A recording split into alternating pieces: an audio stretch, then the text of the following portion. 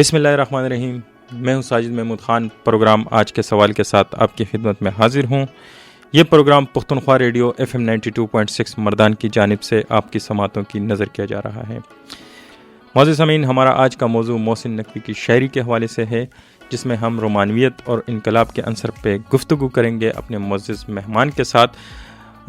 معزز سامعین، جب آپ کسی ایسے مہمان کو بلاتے ہیں جو کہ ان شخصیات کے حوالے سے بہت زیادہ علم رکھتے ہوں، ان کے حوالے سے ان کا بہت زیادہ مطالعہ ہوتا ہو، یا اگر وہ تحقیق کے شعبے سے وابستہ ہوتے ہیں، تو پھر میری کوشش ہوتی ہے کہ میں کم بولوں اور مہمان زیادہ بولیں. تو شاید آج بھی ہمارا یہ جو پروگرام اسی طرح کے فارمیٹ پہ چلے گا کہ میں کم بولوں گا اور مہمان جو ہیں ہمارے وہ زیادہ گفتگو کریں گے موضوع کے حوالے سے. مگر پروگرام شروع کرنے سے پہلے محسن نقوی کی ایک خوبصورت غزل آپ کی سماعتوں کی نظر کرنا چاہوں گا.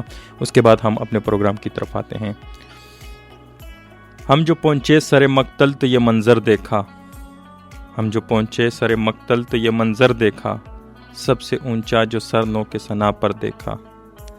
ہم سے مت پوچھ کہ کب چاند ابھرتا ہے یہاں، ہم سے مت پوچھ کہ کب چاند ابھرتا ہے یہاں، ہم نے سورج بھی تیرے شہر میں آ کر دیکھا. پیاس یاروں کو اب اس موڑ پہ لے آئی ہے، ریت چمکی تو یہ سمجھے کہ سمندر دیکھا. ایسے لپٹے ہیں در و بام سے اب کے جیسے، ایسے لپٹے ہیں در و بام سے اب کے جیسے، حادثوں نے بڑی مدت میں میرا گھر دیکھا. زندگی بھر نہ ہوا ختم قیامت کا سفر، ہم نے ہر سانس میں برپا نیا محشر دیکھا. اتنا بے حس کہ پگھلتا ہی نہ تھا باتوں سے، اتنا بے حس کہ پگھلتا ہی نہ تھا باتوں سے، آدمی تھا کہ تراشا ہوا پتھر دیکھا. دکھ ہی ایسا تھا کہ رویا تیرا محسن ورنہ، دکھ ہی ایسا تھا، دکھ ہی ایسا تھا کہ رویا تیرا محسن ورنہ، غم چھپا کر اسے ہنستے ہوئے اکثر دیکھا. سب سے پہلے تو امجد خان صاحب، ہم آپ کے بہت شکر گزار ہیں کہ آپ نے اپنی مصروفیات میں سے ہمارے لیے وقت نکالا اور پختونخوا ریڈیو تشریف لائے. بہت شکریہ ساجد صاحب، یہ آپ لوگوں کی کرم نوازی ہے کہ یہاں پہ ایسا سلسلہ شروع کر دیا آپ نے کہ اس سے لوگوں کو بھی فائدہ ہو، خصوصاً طالب علموں کو بھی. تو مجھے یہاں پہ بلانا یہ میرے لیے ایک اعزاز کی بات ہے اور میں آپ کا تہ دل سے مشکور ہوں. اچھا امجد خان صاحب، آج ہمارا جو موضوع ہے، چونکہ آپ کے جو پی ایچ ڈی کی تھیسس ہیں، آپ جو ریسرچ اور تحقیق کر رہے ہیں وہ محسن نقوی کے حوالے سے کر رہے ہیں، اور ہمارا آج کا موضوع بھی محسن نقوی صاحب کی شاعری ہے، اور خصوصاً اس میں جو رومانویت اور انقلابیت کا عنصر ہے اس کے حوالے سے ہے. تو میں چاہوں گا کہ آج آپ سے ہم اسی حوالے سے گفتگو شروع کریں. تو سب سے پہلے تو میں چاہوں گا کہ آپ ہمیں محسن نقوی کے بارے میں مختصراً بتائیں. محسن نقوی 5 مئی 1947 کو پیدا ہوئے تھے ڈیرہ غازی خان میں، اور انہوں نے پھر اپنا تعلیمی سفر جاری رکھا. بچپن ہی سے شاعری کا شوق تھا انہیں، اساتذہ بھی ان کو ایسے ملے، پھر ایسی شخصیات تھیں جو ان کی ادبی زندگی میں ان کے لیے ایک مشعل راہ بنتی رہیں، اور اس طرح انہوں نے شاعری کی دنیا میں قدم رکھا. ان کی شخصیت کو بھی اگر ہم دیکھیں تو ابتدائی میں ان کے ہاں بغاوت اور نہ ماننا ایک ضد سی تھی، پھر حالات نے بھی ان کو جو ہے اس طرف ان کا رخ موڑ دیا کہ جہاں پہ وہ پھر رومانوی شاعری بھی کرنے لگے اور اس کے ساتھ ساتھ انقلاب کی طرف بھی نکل پڑے. خصوصاً اس دور میں آپ دیکھیں تو رومانوی شعراء گزرے تھے، یا رومانویت کی تحریک تو 1901 سے شروع ہو کے پھر 35 تک ختم ہو گئی تھی، البتہ اس کے رویے باقی تھے. دوسری طرف فیض کے ہاں بھی آپ دیکھیں تو فیض کے ہاں رومان اور انقلاب بالکل ساتھ ساتھ جاتے ہیں. اسی طرح فراز اس عہد کے بہت بڑے شاعر تھے. تو ان تمام لوگوں کا اثر محسن پہ یہ ہوا کہ انہوں نے بھی اپنے لیے رومانویت کا جو راستہ تھا وہ چنا. لیکن یہاں پہ میں واضح کرنا ضروری سمجھتا ہوں کہ رومانویت ہمارے ہاں مغرب سے آئی ہے. تو محسن نقوی نے پھر شاعری کا آغاز کیا. 1969 میں ان کا پہلا مجموعہ بند قبا کی نام سے شائع ہوا، اور اس کے شائع ہونے کے بعد ان کی شہرت پھیل گئی. پھر غلام علی نے جب ان کی غزل گائی، یہ دل یہ پاگل دل میرا کیوں بجھ گیا آوارگی، اس دشت میں ایک شہر تھا وہ کیا ہوا آوارگی. تو اس کے گانے کے بعد محسن کی شہرت پاکستان کے کونے کونے تک پہنچ گئی، اور انہوں نے پھر مزید اپنے مجموعات جو ہے شائع کیے. اس میں ریز حرف ہیں، اس کے علاوہ ان کے ہاں طلوع اشک ہے اور ان کا خوبصورت مجموعہ عذاب دید ہے. تو تقریباً 8 مجموعے ان کی شاعری کے ہیں اور پھر 3 مجموعے ان کی مذہبی شاعری کے ہیں. اس کے علاوہ ان کے خطبات کی بھی 2 جلدیں شائع ہو چکی ہیں. تو محسن پھر سیاست میں بھی انہوں نے اپنا حصہ ادا کیا. اس کے علاوہ ذاکری بھی انہوں نے کی. ذاکر کی حیثیت سے بھی ان کے خطبات اور تقاریر جو ہیں اس کی کیسٹس بھی موجود ہیں. یوٹیوب پر بھی ان کی ویڈیوز ہیں. اور اس کے ساتھ ساتھ انہوں نے کاروبار کو بھی اپنا جاری رکھا اور مون مارکیٹ لاہور میں ان کی آفس تھی. پھر 1996 کو 15 جنوری 1996 کو ان کو وہ دہشت گردی کا نشانہ بنے اور مون مارکیٹ ہی میں ان کو قتل کیا گیا تھا. تو یہ محسن کا مختصر سا تعارف تھا. اچھا امجد خان صاحب، میرا اگلا سوال، چونکہ میں عموماً جب کسی موضوع پہ ہم پروگرام کرتے ہیں تو ہماری کوشش ہوتی ہے کہ ہم اس موضوع پہ بڑا، چونکہ ہمارے ساتھ ٹائم بہت کم ہوتا ہے اور اس 1 گھنٹے کے اندر ہی ہمیں تمام چیزوں پہ گفتگو کرنی ہوتی ہے، تو میں چاہوں گا یہ کہ ہم جو محسن نقوی کی شاعری میں رومانویت کا عنصر ہے اس پر جانے سے پہلے یہ لفظ ہم بہت دفعہ استعمال کر چکے ہیں. ہمارے سامعین اکثر یہ لفظ سنتے ہیں، رومانویت، انقلاب اور جو بغاوت، رومانٹسزم کا ایک یہ، تو اس طرح کے الفاظ ہم اکثر بولتے ہیں مگر شاید کچھ لوگوں کو اس کی جو زیادہ سمجھ نہیں ہو. تو میں چاہوں گا کہ آپ تھوڑی سی روشنی ڈالیں کہ یہ رومانویت کیا چیز ہے. اکثر ادب میں اس کا بہت زیادہ ذکر ملتا ہے. جی یہ میرے ساتھ بھی یہ سلسلہ ہوا ہے. یہ مسئلہ رہا ہے کہ ہم جب پڑھ رہے تھے تو رومانویت کی اتنی گنجلک تعریفیں کی گئی وہاں پہ اور اس کو اتنا متنازع بنایا گیا کہ پھر بعد بہت کافی عرصے تک مجھے اس کی سمجھ نہیں آ رہی تھی. لیکن چونکہ پھر میرا اس پہ کام رہا، میں نے پڑھا اس کے بارے میں، تو رومانویت پر میں مختصر سی آپ کو اور اپنے سننے والوں کو ان کی ذہنوں کو واضح کرنا چاہتا ہوں کہ رومانویت، رومانٹسزم، یہ ہمارے ہاں مغرب سے ہی یہ اصطلاح آئی ہے. وہاں پہ رومانویت ابتدا میں ان کہانیوں کو کہا جاتا تھا یا ان کہانیوں کو رومانوی کہانیاں کہی جاتی تھی جن میں مافوق الفطرت عناصر ہوا کرتے تھے، جن میں شہزادے شہزادیاں ہوا کرتی تھی. پھر بعد میں یہ لفظ جنگجوؤں کے لیے بھی استعمال کیا گیا، جن واقعات میں جنگجوؤں یا ایسے لوگوں کی کہانیاں تھی جو حاتم طائی قسم کی، تو ان کے لیے بھی. پھر بعد میں اس لفظ کو رومانویت کا اصطلاحی طور پر استعمال ہونے لگا اور اس اصطلاح کو محدود نہیں رکھا گیا بلکہ اس میں کافی چیزیں آتی گئی. ابتدا میں ان لوگوں نے کہا کہ رومانویت کلاسیکیت کی ضد ہے. تو رومانویت کو سمجھنے کے لیے پہلے آپ کو کلاسیکیت سمجھنی چاہیے کہ کلاسیکیت کیا ہے. کلاسیکیت یہ ہے کہ ایک دور میں ہر چیز، چاہے وہ ادب ہو، چاہے وہ زبان ہو، چاہے وہ زندگی کسی دوسرے شعبے کی بات ہو، تو وہ ارتقائی منازل طے کرتے کرتے ایک ایسے مقام پہ پہنچ جاتی ہے جہاں پہ اس کے قواعد و ضوابط، اس کی جسم کی ساخت پرداخت اور اس کی شکل بالکل اپنی انتہا کو پہنچ جاتی ہے. تو ہمارے ہاں یہ سلسلہ شاعری میں میر، درد اور سودا کے عہد میں کہ اردو شاعری اس وقت اپنے تمام سانچوں کے ساتھ، اپنے تمام قواعد و ضوابط کے ساتھ بالکل نکر کر سامنے آئی تھی اور وہ اساتذہ تھے، تو انہوں نے جو شاعری کی وہ ہمارے لیے ایک کلاسیک کا درجہ رکھتی ہے. اور اس کو آسان معنی میں ہم یوں کہہ سکتے ہیں کہ کلاسیک قواعد و ضوابط کی وہ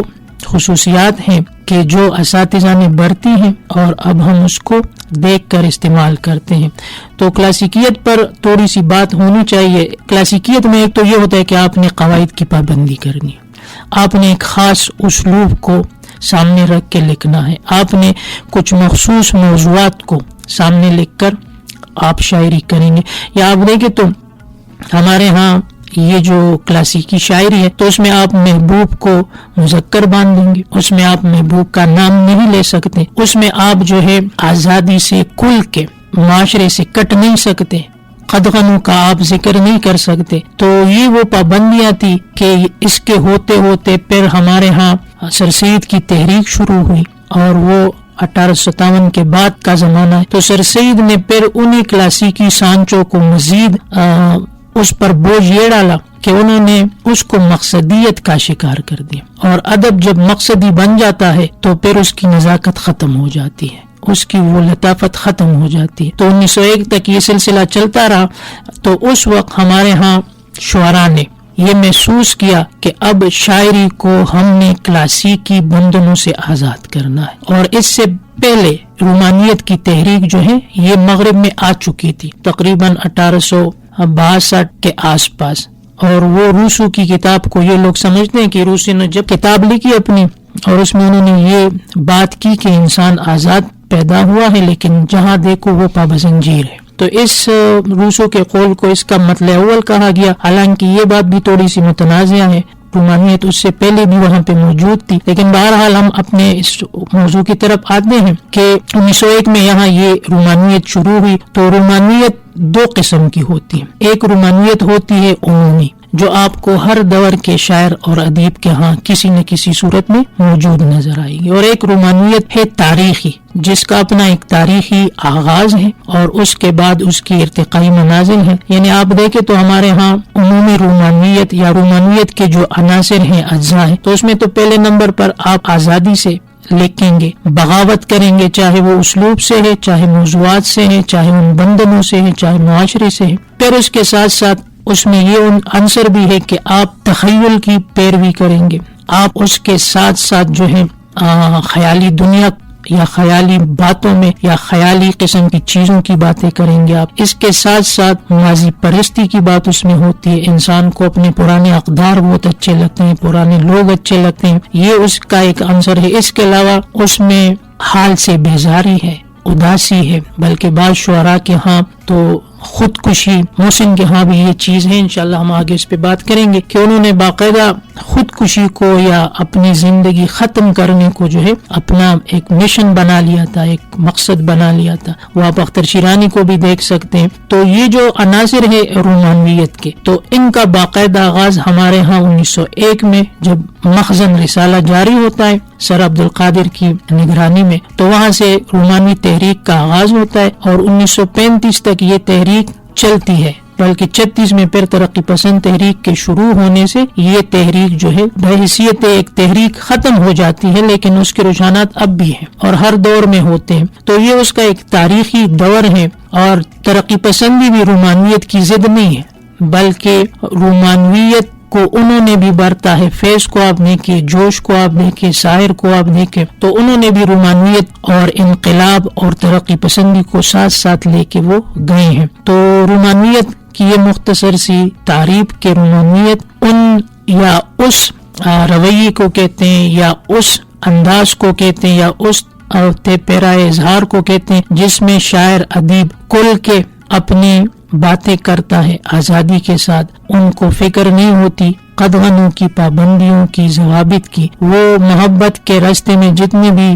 رکاوٹیں آتی ہیں ان کو ختم کرنے کی وہ کوشش کرتے ہیں، ان سے جان چھڑانے کی کوشش کرتے ہیں۔ اس کے علاوہ ماضی پرست ہوتا ہے، اس کے علاوہ فطرت کے ساتھ ان کا بہت گہرا لگاؤ ہوتا ہے، جسے اقبال کے ہاں ہے۔ تو یہ وہ عناصر ہے جو مل کر رومانویت کو تشکیل دیتے ہیں، اور ہمارے ہاں اس کی جو تعریفی کی گئی ہے، تو اس میں مسئلہ یہ ہے کہ رومانویت ایسی نہیں ہے کہ بالفرض ایک شاعر وہ حالی کی طرح مقصدی شاعری کر رہا ہے تو اس کے ہاں اگر محبت کا عنصر ہے تو اس کو ہم رومانوی کہیں گے، اس طرح نہیں ہے، بلکہ اگر اس کے ہاں رومانویت کے اجزاء ایک ارتقائی صورت میں ہمیں ملتے ہیں تب ہم کہیں گے کہ اس شاعر کے ہاں رومانویت ہے اور وہ رومانوی شاعری کا علمبردار ہے۔ تو یہ بھی ایک چیز ہے ہمارے ہاں۔ پھر انقلابیت کی بات اگر ہم کر لیں گے تو اس طرح جو ہے رومانویت پر ہم مزید بھی بات کر سکتے ہیں، اس میں اور بھی چیزیں پھر ایڈ کر دی گئی ہیں، جو ڈاکٹر محمد اشرف کی کتاب ہے اردو میں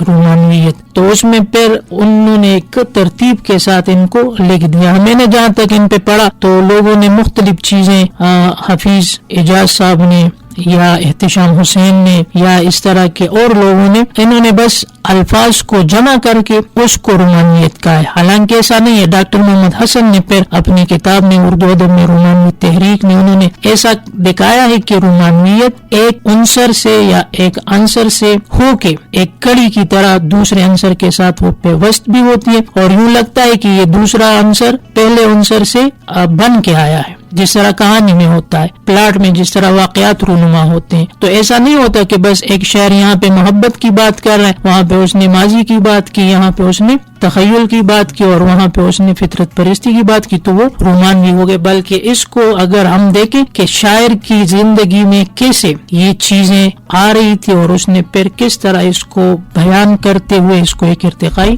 صورت دی ہے. تو انشاءاللہ آگے ہم اس پہ بات کر لیں گے محسن کے ہاں یہ چیزیں کس ترتیب سے آئی ہیں اور کس طرح انہوں نے ان کو برتا ہے. معزز سامعین، امجد خان صاحب کے ساتھ ہماری گفتگو محسن نقوی، ان کی شاعری میں رومانویت اور انقلاب کے حوالے سے جاری رہے گی، مگر آئیں ایک بریک کی طرف چلتے ہیں جس میں آپ کو محسن نقوی کی ایک خوبصورت غزل یہ دل یہ پاگل دل میرا کیوں بجھ گیا آوارگی، اس دشت میں ایک شہر تھا وہ کیا ہوا آوارگی، غلام علی کی آواز میں آپ کو سنواتے ہیں. آپ اس خوبصورت غزل کو سے لطف اٹھائیے اور ہم اس غزل کے بعد دوبارہ آپ کی خدمت میں حاضر ہوتے ہیں.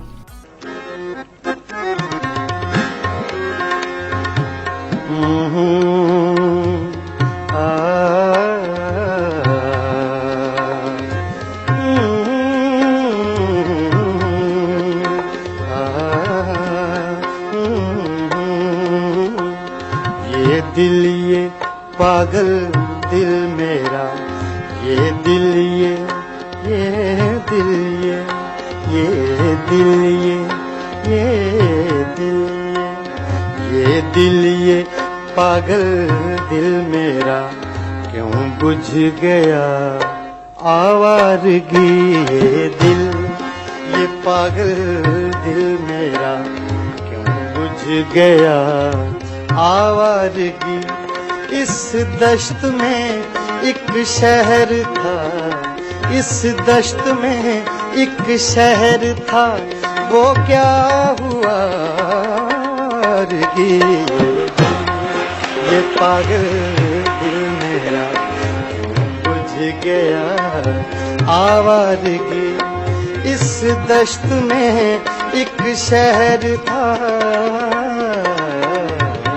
اس دشت میں ایک شہر تھا وہ کیا ہوا آوارگی، یہ پاگل دل میرا.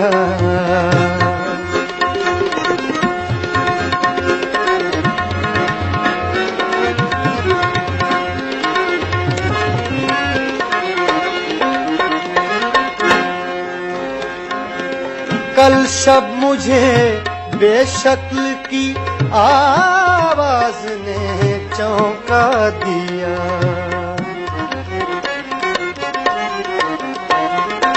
کل شب مجھے بے شکل کی آواز نے چونکا دیا.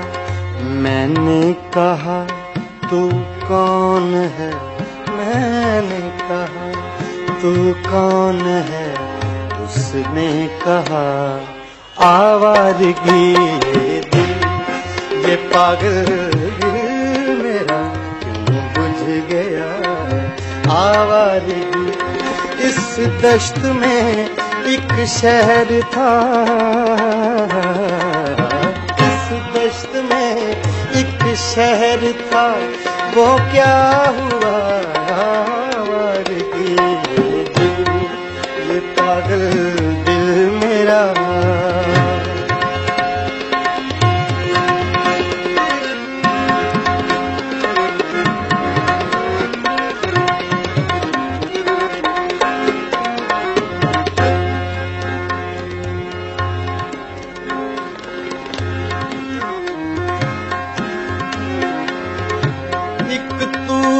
صدیوں سے میرے ہمراہ بھی ہمراز بھی، ایک تو کے صدیوں سے میرے ہمراہ بھی ہمراز بھی، ایک میں کے تیرے نام سے، ایک میں کے تیرے نام سے، ایک میں کہ تیرے نام سے نایاشنا آوارگی، یہ دل یہ پاگل دل میرا کیوں بجھ گیا آوارگی. اس دشت میں ایک شہر تھا، اس دشت میں ایک شہر تھا، وہ کیا ہوا آوارگی، یہ پاگل دل میرا کیوں بجھ گیا آوارگی آوارگی آوارگی.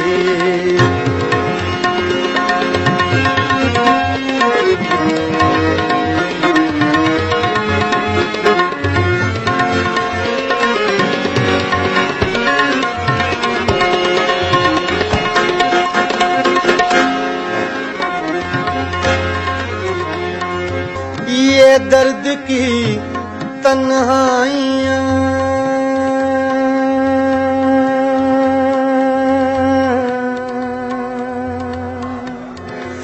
تنہائیاں تنہائیاں تنہائیاں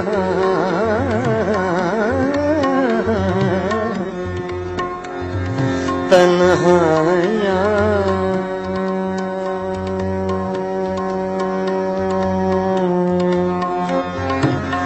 یہ درد کی تنہائیاں، یہ دشت کا ویراں سفر، ہم لوگ تو اکتا گئے، ہم لوگ تو اکتا گئے، اپنی سنا آوارگی. یہ دل، یہ پاگل دل میرا کیوں بجھ گیا آوارگی. اس دشت میں ایک شہر تھا، اس دشت میں ایک شہر تھا، وہ کیا ہوا آوارگی. یہ دل، یہ پاگل دل میرا.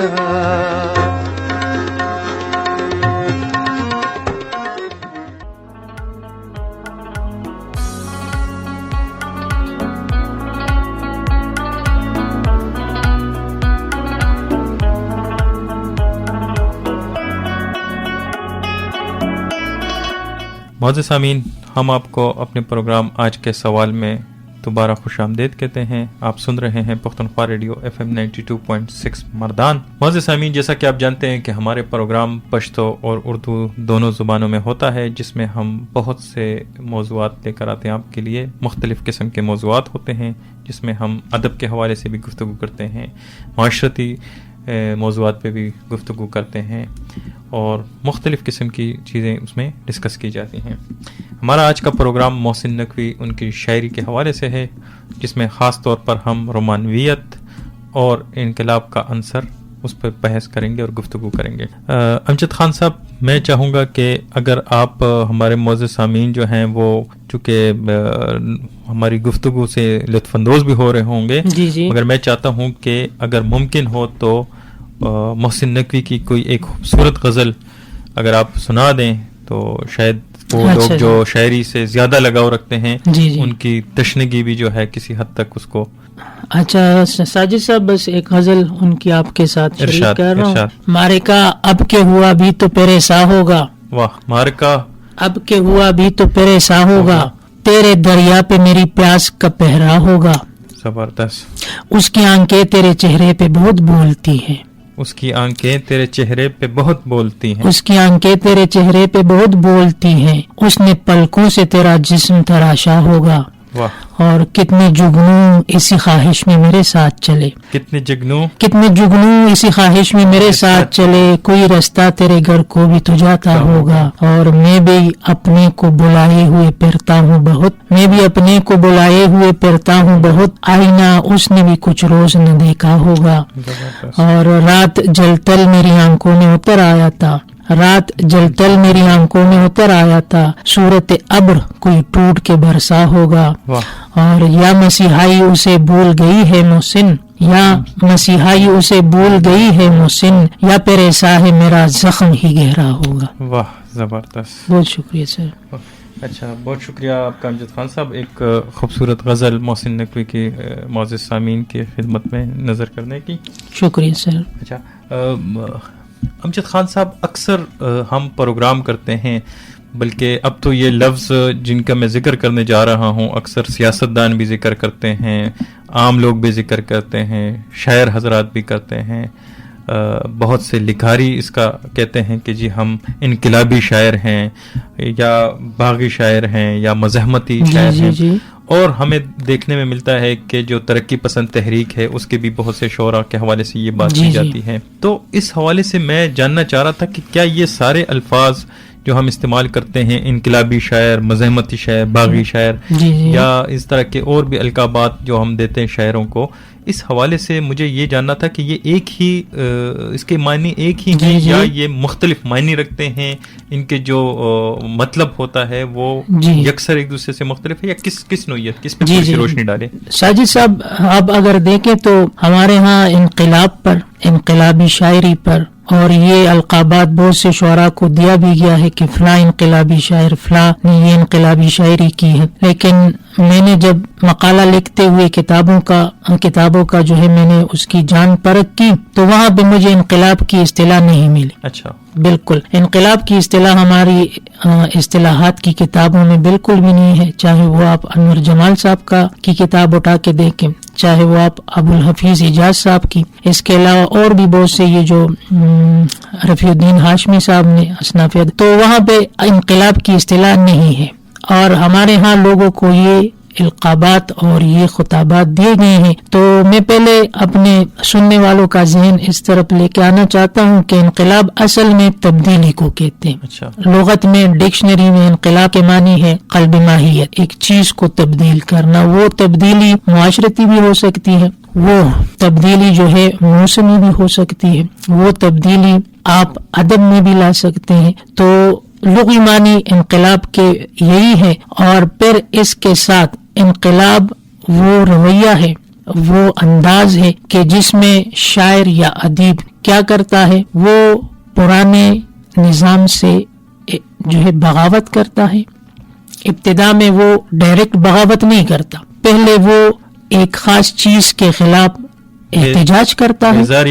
بالکل، پہلے احتجاج تک وہ محدود ہوتا ہے، پھر آہستہ آہستہ ان کے ہاں مزاحمت آ جاتی ہے. مزاحمت کے بعد وہ بغاوت پہ اتر آتے ہیں. بغاوت کے بعد وہ اپنے ارد گرد اور اپنے جیسے ہم نوا لوگوں کے ساتھ مل کر ایک نئے نظام کو لانے کی سوچتا ہے. اس کے پاس ضرور ہونی چاہیے ایک نیا نظام، اس کا متبادل نظام. اگر اس کے پاس نیا متبادل نظام نہیں ہے تو اس کا انقلاب خام ہوگا. جس طرح آپ دیکھیں تو ہمارے بہت سے شعراء کے ہاں یہ صورت موجود ہے. جوش کے ہاں آپ دیکھیں کہ وہ انقلاب کی بات کرتے ہیں لیکن ان کے پاس کوئی نعم البدل اس کا نہیں ہے. اس طرح فیض کو آپ دیکھیں تو فیض بھی انقلاب کی بات کرتے ہیں لیکن انہوں نے سوشلزم یا کمیونزم اس کا پرچار تھوڑا بہت کیا ہے، لیکن اس کے لیے کوئی لائحہ عمل بتایا نہیں ہے کہ ہم کس طرح اپنے اس ٹاسک کو حاصل کریں گے. تو سب سے پہلے تو ضروری ہے کہ ہمارے ہاں انقلابات بڑے 3 گزرے ہیں. پہلا انقلاب جو ہے وہ ہمارے ہاں تب آیا تھا جب صنعتی تہذیب اور صنعتی معاشرے کا آغاز ہوا تھا انگلینڈ میں. ٹھیک ہے جی. پھر اس کے بعد سب سے خوبصورت انقلاب مذہبی سطح پہ حضور صلی اللہ علیہ وسلم کا آنا. ٹھیک ہے جی. اور ان کی تبلیغ اور اس سے آپ دیکھیں کہ کچھ عرصے میں وہ کہاں سے کہاں پہنچے. وہ سلسلہ اب بھی جاری ہے، صنعتی تہذیب کا سلسلہ اب بھی جاری ہے. اس لیے میں کہہ رہا ہوں کہ یہ بڑے انقلابات. اور تیسری چیز اگر آپ دیکھیں تو ادب میں انقلاب آیا ہے ترقی پسند شاعری سے، لیکن ترقی پسند شاعری کے پس پشت بہت عناصر کار فرماد. اس میں پہلا عنصر تو یہ ہے کہ یہ ہمارے ہاں وہاں سے روس میں جب انہوں نے بادشاہت کا خاتمہ کیا 1917 میں. ٹھیک ہے جی. اور بادشاہت کے خاتمے کے بعد جو ہے انہوں نے وہاں پہ سوشلزم کو پروان چڑھایا. پھر اسی کے تحت انہوں نے اس طرح کا ادب بھی لکھا کہ اس میں مزدور کی بات، اس میں غریب کی بات، اس میں بھوک افلاس کی بات، اس میں کچھ بالکل برابری کی بات، طبقاتی تضاد کی بات، کچلے ہوئے جو لوگ ہیں یا طبقے ہیں ان کو آگے لانے کی بات. تو یہ باتیں وہاں پہ ہو رہی تھی. تو یہ تحریک وہاں پہ پروان چڑھی تھی. لوگوں نے لکھا تھا ہمارے ہاں 36 میں آئی، حالانکہ ہمارے ہاں اس سے پہلے حقیقت نگاری کی تحریک کا آغاز ہو چکا تھا 1922 کے آس پاس. تو ترقی پسندوں نے پھر اس کو ترقی پسندی سے موسوم کر دیا. انہوں نے ان کو انقلاب یا انقلابی شاعری نہیں کہا، بلکہ ہم جب بھی استعمال کرتے ہیں تو ہم کہتے ہیں کہ یہ فلاں ترقی پسند شاعر ہے، اس کے ہاں ترقی پسندی ہے. تو ترقی پسندی اور انقلاب کو ایک ہی معنی میں پھر لوگ لینے لگے، حالانکہ انقلاب ایک بہت بڑا عمل ہوتا ہے، چاہے وہ جس شعبے میں بھی ہو. تو اس میں آپ کسی ایک شخص کا کام بھی نہیں ہوتا. جی وہ اس کے لیے آپ اپنے لیے اپنے ساتھ بہت سے لوگوں کو ساتھ شامل کریں گے، یا لوگوں یا معاشرے کی سوچ کو آپ تبدیل کریں گے. ہمارے ہاں اس طرح کی شاعری آپ نے کہ تو صرف اقبال کے ہاں ہے. اقبال نے تصور بھی پیش کیا ہے کہ موجودہ جو نظام ہے، چاہے وہ تعلیمی ہے، چاہے وہ مذہبی ہے، چاہے وہ آپ کا معاشرتی ہے، وہ نظام بہتر نہیں ہے. اس کے بجائے وہ اسلام کے نظام کو، خلفائے راشدین کے نظام کو، اس کو قائم کرنا چاہتے ہیں، اور اس کے لیے انہوں نے شاعری میں تصورات بھی پیش کیے ہیں، شاعری میں کمال کی نظمیں بھی لکھی ہیں، اور پھر اس انقلاب کو اختتام تک بھی پہنچایا ہے. لوگوں کو ایک رستہ بتایا ہے کہ آپ اس طرح چل کے اس انقلاب کے منزل پر پہنچ سکتے ہیں. تو اگر ہم دیکھیں تو یہ چیز ہمارے ہاں محسن کے ہاں بھی ہے. محسن کے ہاں بھی انقلاب کی طرف آہستہ آہستہ پیش قدمی ہے. پہلے تو وہ جب رومانویت کی بات کرتے ہیں، محبت میں اس کو جو ہے ناکامی کا سامنا کرنا پڑتا ہے. تو یہ مزاحمت، یا ہم پھر آپ دیکھیں سر ساجد صاحب کے 1970 کے بعد ہمارے ہاں مزاحمتی شاعری کا موضوع یا مزاحمتی شاعری کی بحث شروع ہوئی. حالانکہ مزاحمتی شاعری بہت محدود لفظ ہے. انقلاب کو مزاحمت میں بند کرنا، مزاحمت تو انقلاب کا ایک عنصر ہے کہ جب آپ احتجاج کریں گے، پھر مزاحمت کریں گے، پھر بغاوت، پھر اس کے بعد اپنا خم خیال ٹولہ آپ بنائیں گے، پھر اس کے بعد آپ اپنے خیالات کو شاعری میں یا ادب میں بیان کریں گے. اس کے ساتھ ساتھ پھر آپ اس کے لیے ایک راستہ بھی بتائیں گے کہ کس طرح آپ نے کن کن چیزوں کو اپنے ساتھ آگے لے کے جانا ہے. ایک مکمل لائے عمل کے تحت سب کچھ ہوگا. بالکل ایک مکمل لائے عمل کے تحت یہ چیز آگے جائے گی، اور پھر آپ حل بھی بتائیں گے کہ یہاں پہ پہنچ کے پھر ہم نے اپنا مقصد حاصل کرنا ہے. تو یہ انقلاب اور انقلابی شاعری کے حوالے سے مختصر سی گفتگو، حالانکہ اس پہ بہت کچھ کہا بھی جا سکتا ہے. اور میری خواہش ہوگی کہ ہم کبھی اس پہ ایک علیحدہ سے بھی پروگرام کریں جس میں ہم تفصیل میں اس پہ گفتگو کریں گے. ٹھیک ہے سر، انشاءاللہ. امجد خان صاحب، اگلا سوال چونکہ آج کا ہمارا موضوع جو ہے وہ محسن نقوی کے حوالے سے ہے، ان کی شاعری کے حوالے سے ہے. جی. تو میں یہ پوچھنا چاہوں گا کہ ہر شاعر کا اپنا ایک انداز ہوتا ہے، اپنا ایک اسلوب ہوتا ہے، اور اس کے جو معاشرے کی طرف یا جو جتنے بھی معاشرتی مسائل ہوتے ہیں یا معاشرتی اقدار ہوتی ہیں، اس کا دیکھنے کا اپنا ایک انداز ہوتا ہے. تو میں چاہوں گا یہ کہ آپ ہمیں محسن نقوی کے بارے میں بتائیں کہ وہ کس قسم کے شاعر تھے، اور خصوصاً ان کی جو شاعری میں رومانویت کا عنصر ہے اور جو انقلاب کا عنصر ہے، اس حوالے سے آپ ہمارے معزز سامعین کو کچھ ساجد صاحب، محسن کی شاعری کا اگر آپ تیرانہ مطالعہ کریں یا غیرانہ، تو ان کے ہاں شاعری کے دو بڑے موضوعات ہمارے سامنے آتے ہیں. ایک ہے رومانویت اور دوسرا ہے انقلابیت یا انقلابی شاعری. جہاں تک ان کی رومانوی شاعری کی بات ہے تو ان کے ہاں بھی بعض رومانوی پسند شعراء کی طرح اس کا آغاز عشق سے ہوا ہے، محبت سے ہوا ہے. اور یہ واقعہ ان کے ہاں 1969 میں پیش ہے، جب وہ طالب علم تھے. محبت ان کو ہو گئی تھی، لیکن اس میں ان کو ناکامی ہوئی، اور اس ناکامی نے پھر محسن کو ہجر، جدائی، تنہائی، ان چیزوں کی طرف لے کے چلے گئے ان کو. تو محسن کے ہاں آغاز محبت سے، محبت میں جب ان کو ناکامی ہوتی ہے تو پھر وہ آتے ہیں فطرت کی طرف، اور فطرت کے حسن سے وہ متاثر ہوتے ہیں. فطرت کے جتنے بھی مظاہر اور مناظر ہیں ان سے لطف اندوز ہوتے ہیں، ان سے ہم نوا ہوتے ہیں، ان سے مکالمہ کرتے ہیں، اپنا دکھ ان کے ساتھ بانٹتے ہیں. تو فطرت کے ساتھ ہوتے ہوتے محسن جو ہے پھر نکل آتے ہیں حسن پرستی کی طرف. ان کو کائنات کی ہر چیز میں حسن نظر آتا ہے، کائنات کے جتنی بھی حسین چیزیں ہیں وہ ان کو اپنی طرف متوجہ کرتی ہیں. تو اپنی شاعری میں پھر وہ حسن پرستی کی بھی بات کر دیتے ہیں، اور یہی حسن پرستی اور محبت مل کر ان کو فطرت پرست بنا دیتے ہیں. پھر وہ فطرت کی پوجا کرنے لگ جاتے ہیں، فطرت کے حسین مناظر سے لطف اندوز ہونا چاہتے ہیں اور ان کو اپنی شاعری میں کبھی نظم کی صورت میں کبھی غزل کی صورت میں بیان کرنے لگ جاتے ہیں۔ مثال کے طور پر 2-3 اشعار میں ان کے آپ کے سامنے پیش کرتا ہوں کہ وہ چاند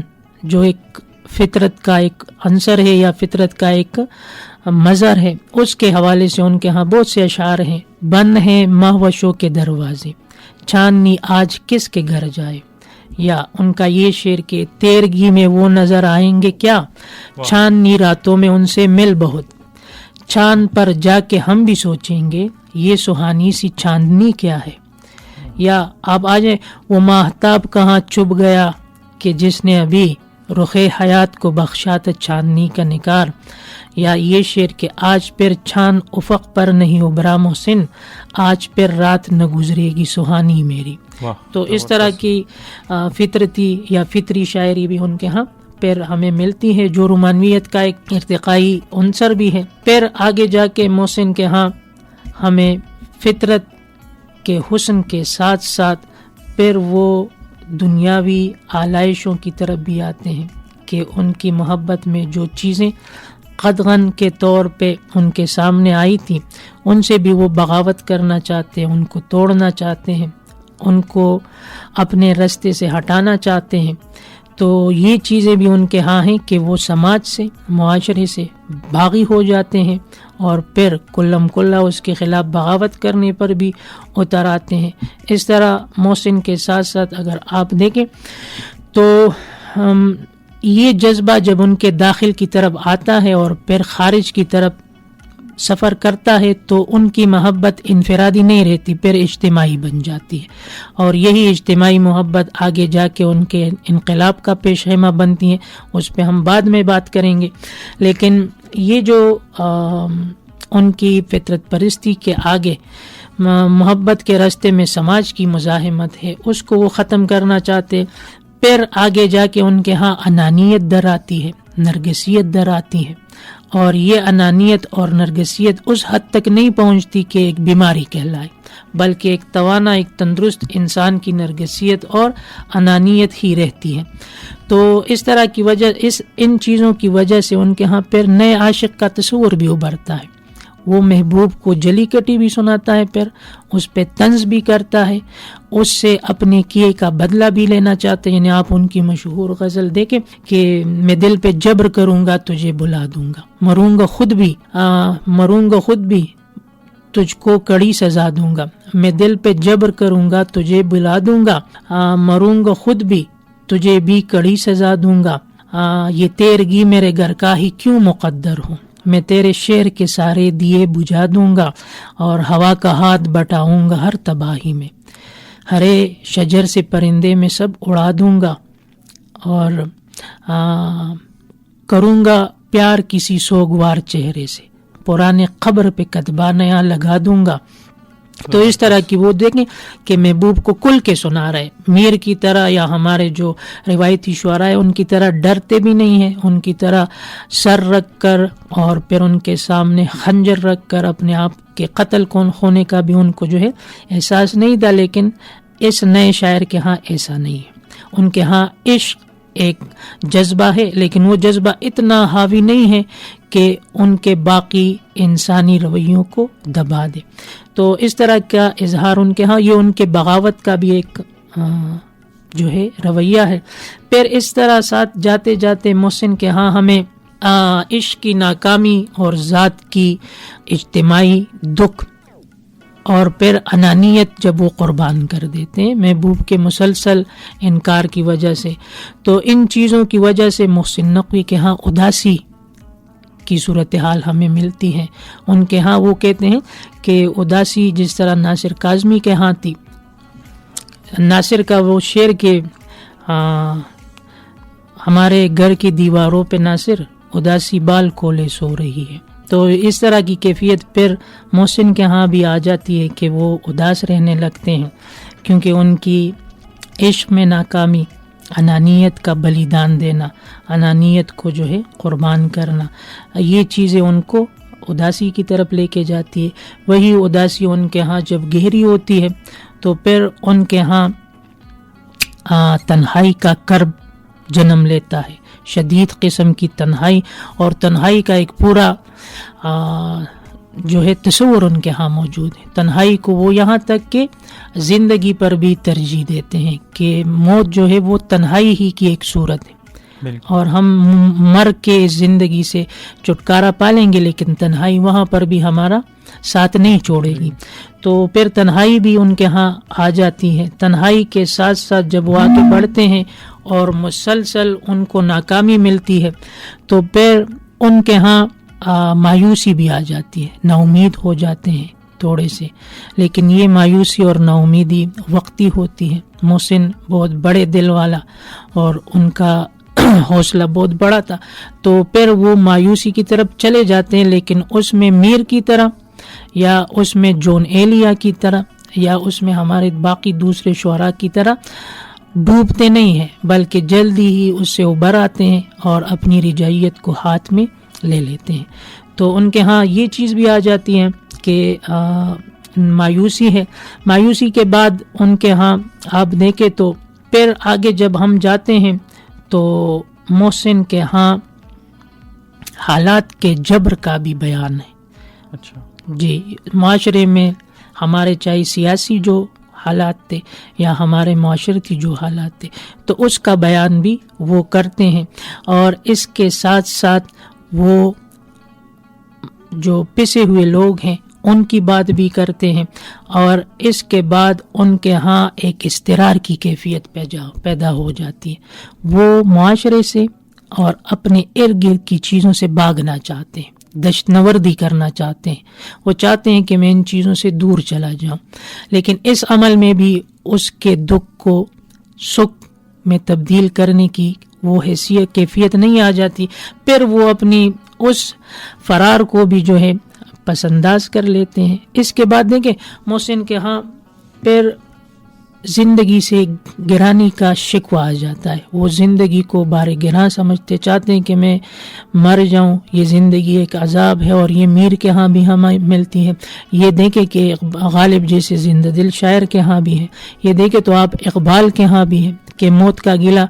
और सबसे खूबसूरत जो इस पे शेर जो है अहमद नदीम कासमी साहब ने कहा है कि ज़मीं पे सांस भी लेना पहाड़ काटना है, मुझे खुदा की कसम है कि आदमी है अजीम। और एक अहमद फवाद साहब का शेर है कि ज़िंदगी सख्त काम है, एक दिन सांस लेना तुझे तका देगा।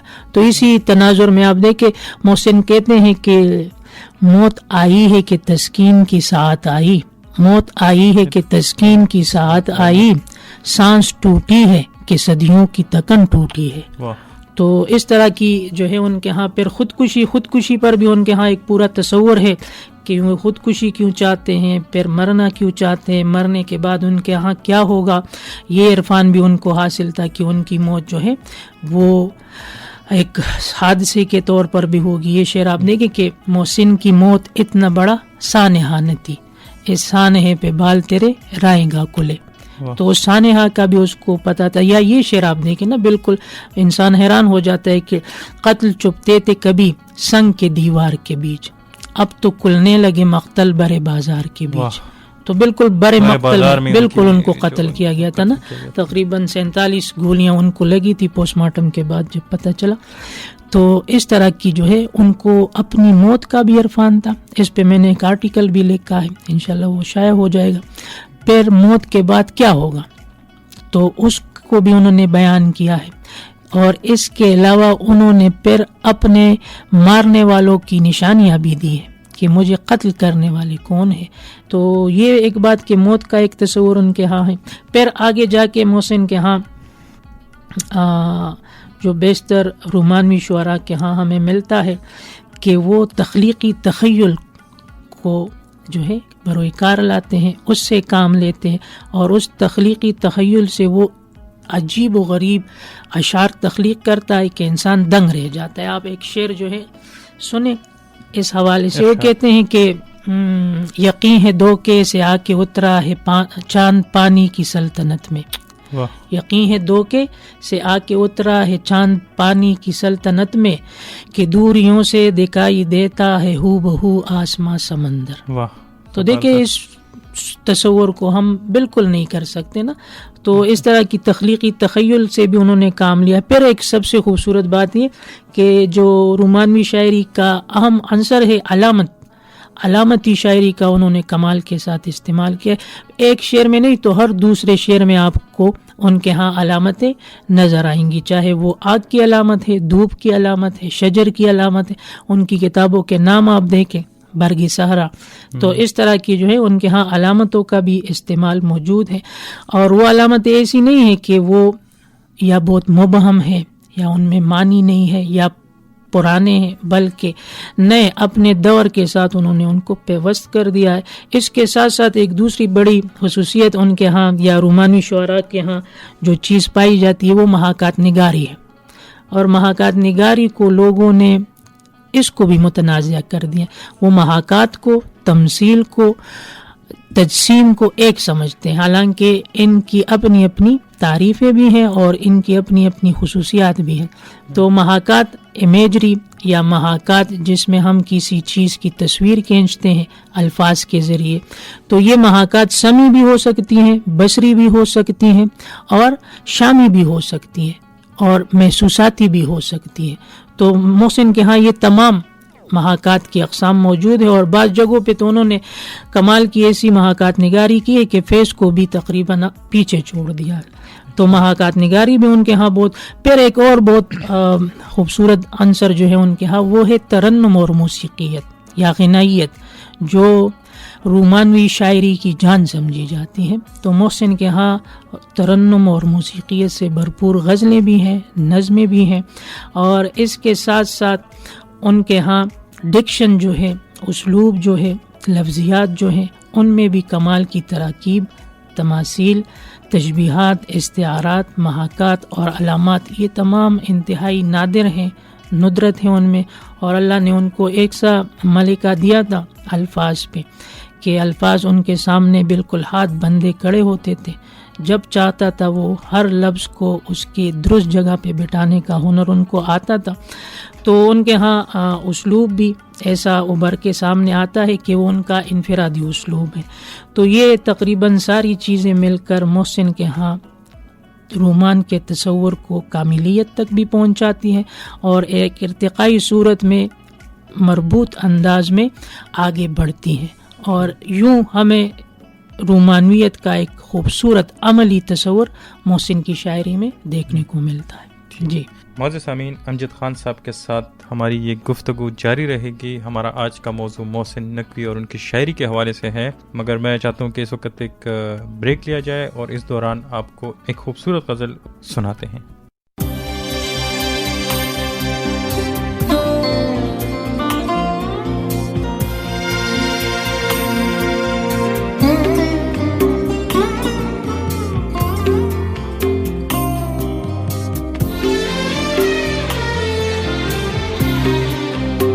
ریت پہ لکھ کے میرا نام مٹایا نہ کرو, ریت پہ لکھ کے میرا نام مٹایا نہ کرو. آنکھیں سچ بولتی ہیں, پیار چھپایا نہ کرو. ریت پہ لکھ کے میرا نام مٹایا نہ کرو. ریت پہ لکھ کے میرا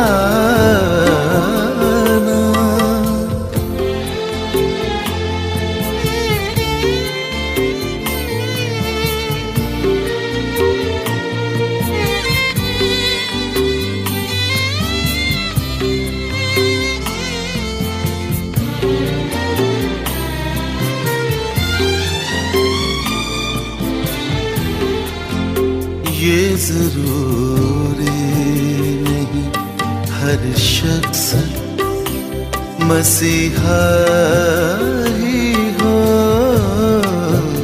یہ ضروری نہیں ہر ہر شخص مسیحا ہی ہو، یہ ضروری نہیں ہر شخص مسیحا ہی ہو۔ پیار کے زخم امانت ہے، پیار کے زخم امانت ہے، دکھایا نہ کرو، ریت پہ لکھ کے میرا نام مٹایا نہ کرو، ریت پہ لکھ کے میرا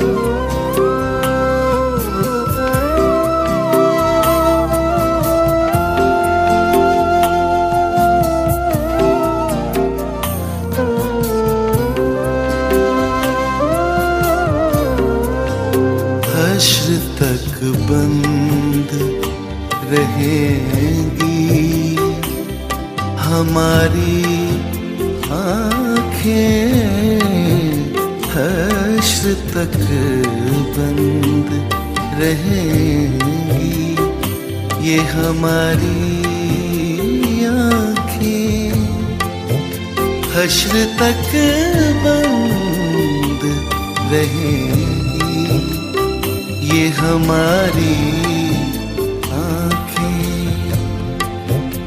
تم کبھی خواب میں آ جاؤ، تم کبھی خواب میں آ جاؤ تو جایا نہ کرو،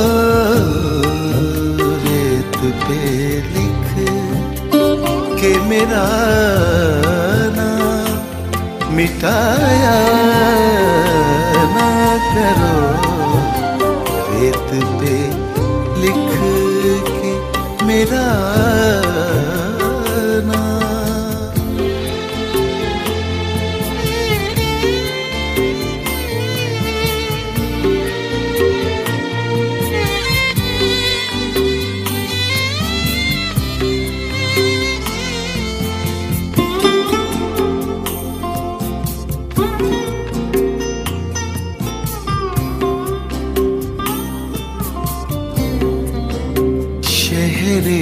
احساس میں پتھراؤ بہت ہے موسم، شہر احساس میں پتھراؤ بہت ہے موسم، شہر احساس میں پتھراؤ بہت ہے موسم،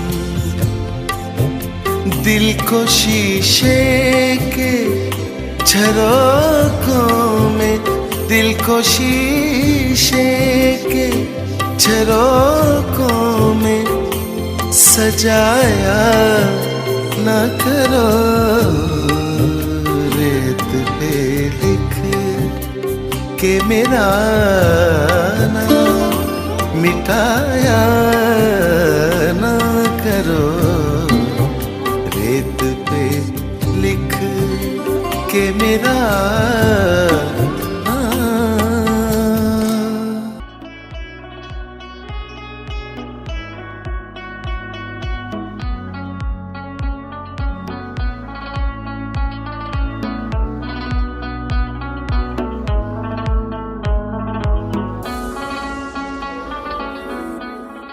امجد خان صاحب، چونکہ آج کا ہمارا موضوع جو ہے وہ محسن نقوی کی شاعری میں رومانویت کے حوالے سے ہے اور اس میں انقلاب کے عنصر کے حوالے سے ہے، جی تو آپ نے تو بہت تفصیل کے ساتھ رومانویت پر پہلے ہمارے سننے والوں کو ان کو بتایا کہ کیا ہوتی ہے رومانویت، پھر اس کی ارتقاء کے بارے میں بتایا اور بر صغیر کے اندر اس میں کب یہ رومانویت کا عنصر یہ تحریک کب سے شروع ہوئی، اس حوالے سے گفتگو ہوئی۔ اب میں چاہوں گا کہ آپ انقلاب کے حوالے سے جو ان کی شاعری میں انقلاب کا عنصر ہے محسن نقوی کے، اس حوالے سے ہمارے سامعین کو کچھ بتائیں تو۔ جی ساجد صاحب، انقلاب اور رومان تقریباً ساتھ ساتھ چلتے ہیں، کیونکہ ہم نے دیکھا ہے کہ فیض کے ہاں آپ دیکھیں تو ان کو بھی یہی خطاب دیا گیا، یہی لیبل اس پہ چسپاں کیا گیا کہ فیض، رومان اور انقلاب کے سنگم پر کھڑے ہیں۔ پھر اسی طرح آپ دیکھیں تو جان نثار اختر، ساحر لدھیانوی، احمد ندیم قاسمی، احمد فراز، ان تمام شعراء کے ہاں رومانویت اور انقلابیت جو ہے یہ پائی جاتی ہے۔ لیکن محسن کی جو ہے کمال یہ ہے کہ اس نے رومانویت سے آہستہ آہستہ انقلاب کی طرف سفر کیا ہے۔ ایسا نہیں ہوا کہ وہ رومان کی بات بھی کر رہے اور اس کے ساتھ ساتھ انقلاب کی، بلکہ وہ رومانویت سے نکل کر ہی انقلاب کی طرف جاتے ہیں، یا رومانویت ہی اس کے لیے ایک پلیٹ فارم مہیا کرتی ہے اور پھر اسی سے آگے جا کے وہ انقلاب کی طرف جاتے ہیں۔ جس طرح میں نے پہلے بات کی کہ محسن کے ہاں جب محبت کا جذبہ ابھرتا ہے اور یہی محبت جب خارج سے داخل کی طرف جاتی ہے، ان کی شخصیت میں رچ بس جاتی ہے اور واپس جب خارج کی طرف سفر کرتی ہے تو اس وقت یہ انفرادی نہیں رہتی، پھر یہ اجتماعیت کا روپ دار لیتی ہے۔ محسن کے ہاں وہ ہمدردی بھی آ جاتی ہے، جو لوگوں کی مظالم، لوگوں پہ ہونے والے مظالم کو دیکھ کر ان کے دل میں پیدا ہوتی ہے، پھر وہ لوگوں کے مسائل کو دیکھ کر دکھی ہوتے ہیں، پھر ان مسائل پر، ان مصائب پر وہ اپنی غصے کا بھی اظہار کرتے ہیں، حالات کے جبر کو بھی بیان کرتے ہیں، چاہے وہ سیاسی حالات تھے، چاہے وہ معاشرتی تھے، چاہے کسی اور طرح کے۔ تو اس طرح وہ حالات کے جبر کو بھی بیان کرتے ہیں۔ آہستہ آہستہ جب وہ جبر کو بیان کرنے لگ جائے تو اس کو قید و بند کی صعوبتیں بھی برداشت کرنی پڑتی ہیں۔ تو کئی مارشل لائی عہدوں میں وہ جیل میں بھی رہے، حالانکہ کم وقت کے لیے، لیکن پھر بھی وہ وہاں پہ رہے۔ اس کے علاوہ ان کے ہاں جب یہ بات ہوتی ہے کہ وہ جبر کو بیان کرتے ہیں تو مختلف قسم کے لوگ ان کو منع کرتے کہ آپ جو ہے اپنا ضمیر بیچ دیں، آپ جو ہے اپنی شاعری بیچ دیں، لیکن محسن کہتا ہے کہ سچ بات پہ کہتی ہے تو کٹنے دو زبانیں، جی لیں گے میرے یار بانداز دیگر بھی، ٹھیک ہے جی۔ یا وہ کہتے ہیں کہ میں سر مقتل حدیث زندگی کہتا رہا، انگلیاں اٹھتی رہی محسن میرے کردار پر۔ تو اس طرح کی شے، یا بالکل وہ حقیقت نگاری کو ایک آدرش بنا لیتے ہیں، اپنا ایک جو ہے منزل یا مقصد اس کو بنا لیتے ہیں۔ تو حقائق کو بیان کرتے کرتے ان کو جو ہے مصائب کا بھی سامنا کرنا پڑا، ان کا بیان بھی ان کے ہاں ہے۔ اس کے علاوہ انہیں جو ہے مختلف طریقوں سے خریدنے کی بھی کوشش کی گئی، لیکن فراز کی طرح وہ ڈٹے رہے۔ فراز نے بھی کہا تھا کہ میرے ضمیر نے قابیل کو نہیں بخشا، میں کیسے صلح کروں قتل کرنے والوں سے، ٹھیک ہے جی۔ یا میرا قلم تو امانت میرے ضمیر کی ہے، میرا قلم تو امانت ہے میرے لوگوں کی، میرا قلم تو امانت میرے ضمیر کی ہے۔ تو اس نے بھی کہا کہ میں یہ چیز نہیں کر سکتا، تو وہ پھر آگے بڑھتا ہے۔ آگے بڑھتے ہوئے ان کے ہاں پھر بغاوت آ جاتی ہے، لیکن بغاوت سے پہلے وہ احتجاج کرتے ہیں، پھر مزاحمت کرتے ہیں، مزاحمت کے بعد وہ بغاوت پر اتر آتے ہیں، اور بغاوت کے بعد جب انہیں پتہ لگتا ہے کہ بغاوت حل نہیں ہے اپنے اس مقصد میں کامیابی کا، تو وہ پھر سے تھوڑے سے پیچھے چلے جاتے ہیں، جس طرح عقاب جو ہے تھوڑا سا پلٹ جاتا ہے، وہ پیچھے جاتے ہیں، اور پیچھے جا کے جب وہ آرام سے بیٹھ کے سوچتے ہیں تو چاہتے ہیں کہ میں اپنے ساتھ ایسے لوگوں کو شامل کروں، ان کی ذہنیت سازی کروں، تاکہ وہ کیا کریں، وہ پہلے لوگوں میں محبت کو پروان چڑھائیں۔ جب معاشرے میں امن ہوگا، محبت ہوگی، سکون آئے گا، تو وہاں پہ مظالم خود بخود کم ہوتے جائیں گے. تو پہلے وہ اس طرح کرتے ہیں کہ محبت کی بات کرتے ہیں, محبت کو پھیلانے کی بات کرتے ہیں, اور اس کے بعد آہستہ آہستہ آگے جا کے اپنے ہم خیال لوگوں کو وقتاً فوقتاً مختلف ٹاسک دیتا ہے کہ محبت کے ساتھ ساتھ آپ کیا کریں گے, آپ یہ کریں گے کہ جو ہمارے رہنما ہیں, جو بھی ہیں, جو بڑے عہدوں پہ ہیں, تو ان کے دوغلے فن کو آپ بیان کریں گے, ان کا جو ظلم ہے یا وہ جو ظلم کر رہے ہیں اس کو آپ بیان کریں گے. اس کے ساتھ ساتھ جو ہے آپ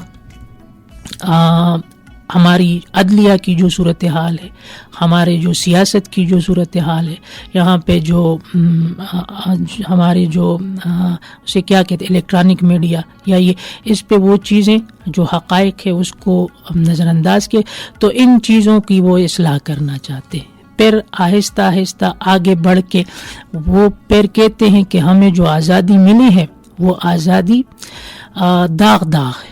جس طرح فیض نے کہا تھا کہ یہ وہ سحر تو نہیں جس کی آرزو لے کر چلے تھے یار کے مل جائے گا کہیں نہ کہیں, سفر کے دشت میں تاروں کی آخری منزل, کہیں تو جا کے روکے گا سفینہ غم دل. تو یہ داغ اجالا, یہ داغ آزادی, یہ بھی وہ محسن کہتے ہیں کہ یہ وہ آزادی نہیں ہے, کیونکہ ہمارے ہاں ایسا رویہ رہا ہے کہ 47 کے بعد 2 قسم کے ہمارے ہاں حکومتیں گزری ہیں, یا تو وہ شخصی جمہوریت کی روپ میں, ٹھیک ہے جی, یا موروثی جمہوریت کی روپ میں, اور یا مارشل لائی عہد میں. اس پہ میں نے بات کی ہے کہ مارشل لا کیوں لگانا پڑا یا اس کی ضرورت کیوں پیش آئی, کیونکہ اس وقت لوگوں نے تقریباً ملک کے جو بنیادیں تھی وہ ہلا کر رکھ دی تھی, اور جب ملک کی سالمیت خطرے میں آتی ہے تو ظاہری بات ہے کہ ہمارے محافظ ادارے پھر اس کو بچانے کے لیے آگے بڑھتے ہیں.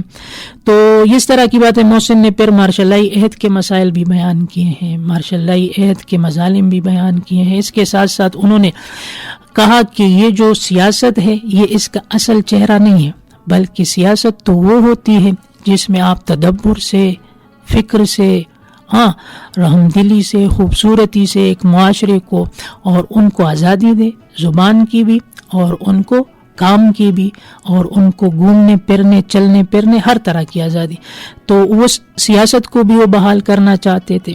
پھر ساتھ ساتھ انہوں نے یہاں پہ جو استعماری قوتیں ہیں, چاہے وہ بیرونی قوتیں یہاں پہ عمل دخل کر رہی, ان کو بھی بے نقاب کیا ہے. پھر آگے جا کر انہوں نے ہمارے عوام کو بھی جو ہے اس کا ذمہ دار ٹھہرایا ہے کہ عوام اپنے حقوق مانگتی نہیں ہے, اس کے لیے نکلتی نہیں ہے. پہلے تو انہیں پتہ ہی نہیں ہے, اتنے بے حس ہو گئے کہ ان کا یہ شعر آپ دیکھیں, وہ کہتے ہیں کہ ہمارے عوام کو بھی ان کی جو کمزوریاں ہیں, ان کی جو برائیاں ہیں اور ان کی جو بے حسی ہے, تو ان کو بھی وہ طنز کا نشانہ بناتے ہیں, ان کو بھی وہ جاگنے پہ مجبور کرتے ہیں کہ آپ اٹھ جائیں, آپ ایک زندہ اور چلتے پھرتے انسان کی طرح اپنے حقوق مانگے. اور اس کے حوالے سے محسن نے کہا کہ ہمارے ہاں یہ رویہ در معاشرہ اتنا سویا ہوا ہے کہ کچھ نہ کسی کے حق میں کہنا, چپ رہنا, دل پر سارے صدمے سہنا, چپ رہنا, دشت کے سناٹے کا زیور آوازیں, شور مچاتے شیر کا گہنا, چپ رہنا. یا وہ پھر کہتے ہیں کہ جل رہے ہیں بام و در اور مطمئن بیٹا ہوں میں, جل رہے ہیں بام و در اور مطمئن بیٹا ہوں میں, گھر کی بربادی سے اتنا بے خبر کوئی نہ ہو.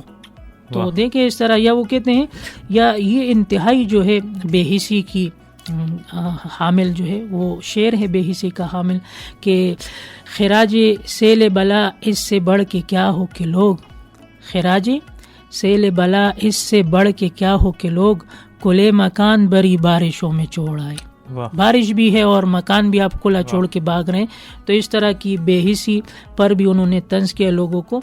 پھر ایسا ہوتا ہے کہ اس دوران ان کو مایوسی بھی ہوتی ہے, کچھ لمحے کے لیے وہ چاہتا ہے کہ میں یہ چیز چھوڑ دوں, کیونکہ انسان ہے اور انسان جو ہے پھر معاشرے کے مسلسل جو ہے دکھ سے کر مایوس ہوتا ہے. کچھ لوگ اس سے پیچھے ہٹ گئے, کچھ ایسے دوست ہیں کہ انہوں نے دوسروں کے ساتھ ہاتھ ملا دیے, تو اس کا بھی ذکر ان کے ہاں ہے. پھر آگے جا کے وہ دوبارہ رجائیت سے کام لیتے ہیں اور دوبارہ امید کا دامن تام کے آگے بڑھتے ہیں، اور اس بار جب وہ آتے ہیں ابھر کر آتے ہیں، اور اس بار وہ عوام کو بھی جو ہے بیدار کر لیتے ہیں، عوام کو بھی ساتھ شامل کر لیتے ہیں، اور وہ کہتے ہیں کہ میرا یہ عمل یا میرے انقلاب کا یہ پورا جو پروسیس تھا وہ کامیاب اس لیے ہوا کہ پھر کیا ہوا، پھر یہاں پہ سیاسی بہتر سیاسی نظام آئی، حالانکہ اس میں بھی کچھ مسئلے تھے آپ دیکھیں نا کہ جو پیپل پارٹی کی، لیکن بہرحال اس میں تھوڑی بہت جو ہے لوگوں کو آزادی تھی یا لوگ اس سے مطمئن تھے، یا بٹو جیسا ایک بڑا قائد ہمیں ملا تو وہ مطمئن تھے کہ ہم نے جو کوشش کی اصل جمہوریت کو بحال کرنے کی، تو تقریباً پھر محسن اس سے بھی بدزن تھے 1996 میں جب وہ وفات ہوتے ہیں، تو اس سے پہلے بھی کافی مسائل آ جاتے ہیں ان کے ساتھ. تو یہ سلسلہ ہے کہ محسن کے ہاں انقلاب کا یہ تصور پورے جو ہے اپنے سیاق و سباق کے ساتھ اور اپنی ارتقائی صورت کے ساتھ آگے جاتا ہے، اور اس انقلاب کے جتنے بھی ارکان ہیں، عناصر ہیں، رویے ہیں، وہ ان کے ہاں بیان بھی ہوئے ہیں، ترتیب کے ساتھ بھی بیان ہوئے ہیں، اور انہوں نے پھر جا کر لوگوں کو بھی بیدار کیا ہے، اور یہاں پہ کم از کم اپنے حصے کی ایک شمع جلائی ہے. امجد خان صاحب، ہمارا پاس وقت چونکہ مختصر ہے اور شاید ہم اپنے وقت سے زیادہ ہی وقت لے چکے ہیں، جی جی، اور میں چاہوں گا کہ جاتے جاتے آپ محسن نقوی کی جو کلام میں، جو اس کی شاعری میں جو اس کا نظریہ تھا، اس کا جو میسج ہے، اگر مختصراً آپ بتا سکیں، جی، اور کوئی ان کا شعر آپ جاتے جاتے سنانا چاہیں تو محسن کا نظریہ یا اس کا جو لوگوں کو سبق دینا وہ تو مختصر ہے ہی نہیں، البتہ اس کو اتنا زوم تھا اپنے اوپر، اتنا اعتماد تھا، وہ کہتے تھے کہ آئندہ نسل مجھ کو پڑھے گی غزل غزل، آئندہ نسل مجھ کو پڑھے گی غزل غزل، میں حرف حرف اپنا ہنر چھوڑ جاؤں گا. تو انشاءاللہ وقت آئے گا کہ محسن کو لوگ پہچانیں گے، اس کی شاعری میں جو چیزیں ہیں اس کو سمجھیں گے، اس کو پڑھیں گے، اور میری بھی یہی کوشش ہے. میرا ایسا کوئی جو ہے ارادہ نہیں تھا کہ میں محسن کی شخصیت یا اس کے باقی کام کو آگے لے کے آؤں. میرا مقصد یہ تھا کہ محسن شاعری میں جس مقام کے حامل ہیں بس ان کو وہ مقام دیا جائے. ان کو جو ہے وہ اگر رومانوی شاعر ہیں تو بالکل ان کو رومانوی شعراء میں آگے مقام پہ برجما کر دیا جائے، اور ان کے ہاں انقلاب کا جو خوبصورت تصور ہے مکمل بھی ہے، تو انقلابی شاعری کے حوالے سے بھی ان کو جو ہے وہی پذیرائی ملے جو باقی شعراء کو مل چکی ہے. تو محسن کے ہاں بس یہی تصور، وہ چاہتے ہیں کہ امن ہو، محبت ہو، اور محبت کے ساتھ ساتھ جو ہے سکون ہو، لوگ ایک دوسرے کے ساتھ مروت سے پیش آئیں، خوشی سے پیش آئیں، اور یہاں پہ جتنے بھی ظلم کے بادل ہیں، ظلم کے جتنی بھی گھٹائیں ہیں وہ چڑھ جائیں، اور آزادی کا، حقیقی آزادی کا سورج طلوع ہو جائے، ہم اپنے حقوق سے آگاہ ہو جائیں، اور ہمارے ملک کو وہ سب سے ایک بات رہ گئی کہ وہ اس نے قومی موضوعات پہ بہت خوبصورت نظمیں لکھی ہے، اور وہ چاہتے ہیں کہ ہم بحیثیت قوم ترقی بھی کریں اور ملک کو بھی فائدہ پہنچائے. تو یہ محسن نقوی کی شاعری کی جو ہے مختصر ان کی چیدہ باتیں تھیں، اور بہت شکریہ آپ کا کہ آج ہمیں اس محفل میں موقع ملا اس محسن پہ بات کرنے کا. جی امجد خان صاحب، ہم آپ کے بھی بہت شکر گزار ہیں کہ آپ نے پختونخوا ریڈیو مردان کے لیے وقت نکالا، اور سننے والے سامعین کو آپ نے ایک بہت سیر حاصل اور ایک بہت بھرپور قسم کی گفتگو کی، جس میں لوگوں کو محسن نقوی کے حوالے سے معلومات ملی، ان کی شاعری کے حوالے سے معلومات ملی، اور خاص طور پر جو رومانویت کی آپ نے باتیں کی ہیں، ہم اس کے لیے آپ کا شکر گزار ہیں. بہت شکریہ ساجد صاحب. معزز سامعین، ہمارے آج کے پروگرام کا اختتام ہوا چاہتا ہے. اگلے پروگرام تک کے لیے اجازت دیجیے. جاتے جاتے آپ کو محسن نقوی کے چند اشعار سناتے ہیں، اور آپ کو خدا حافظ.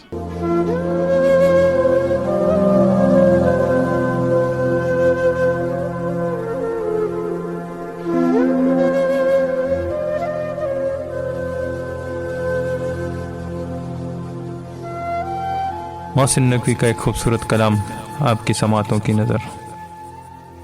نہ سماعتوں میں تپش گلے، نہ نظر کو وقف عذاب کر، نہ سماعتوں میں تپش کو لے، نہ نظر کو وقفے عذاب کر، جو سنائی دے اسے چپ سکھا، جو دکھائی دے اسے خواب کر۔ ابھی منتشر نہ ہو اجنبی، نہ وصال رت کے کرم جتا، ابھی منتشر نہ ہو اجنبی، نہ وصال رت کے کرم جتا، جو تیری تلاش میں گم ہوئے کبھی ان دنوں کا حساب کر۔ میری صبر پر کوئی اجر کیا، میری دوپہر پر یہ ابر کیوں، میرے صبر پر کوئی اجر کیا، میری دوپہر پر یہ ابر کیوں، مجھے اوڑھنے دے اذیتیں، میری عادتیں نہ خراب کر۔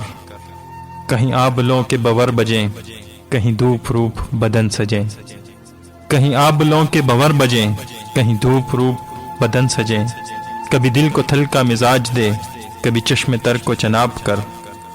یہ ہجوم شہر ستم گراں نہ سنے گا تیری صدا کبھی، یہ ہجوم شہر ستم گراں نہ سنے گا تیری صدا کبھی، میری حسرتوں کو سخن سنا، میری خواہشوں سے خطاب کر۔